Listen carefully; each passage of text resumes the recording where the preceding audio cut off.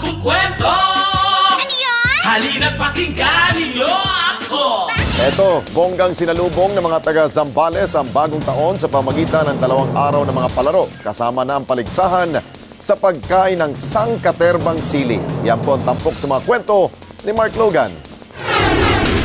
Nagsimula sa karera ng bangkang umaandar mag-isa, sinundan ng triathlon, langoy muna ng 1 kilometro, pag-ahon bisikleta ng 3 kilometro. Itong isa, humuhugot ng lakas sa Tweety Bird niyang medyas. At pagkatapos, sa beach line tatakbo. Maya-maya, sunod-sunod na ang sundo. Naging karera na tuloy ng ambulansya ang laro. Maliban sa isang ito na akala mo naghahabol sa karera, tinanghali lang pala ng gising para kunin ang pandesal na ibebenta. At san ka pa? Sa dagat sila ay kumakapa-kapa. Sa agawan ng 5 bibe, lahat umariba. Pero hulihan ng bibe, sadyang di ganun kasimple. Magbibigay ng premyo na si Governor June Edane. Mata na niya ay namuti. Inabot kasi ng halos 1 oras. Di pa rin mabitag mga bibing umiigkas.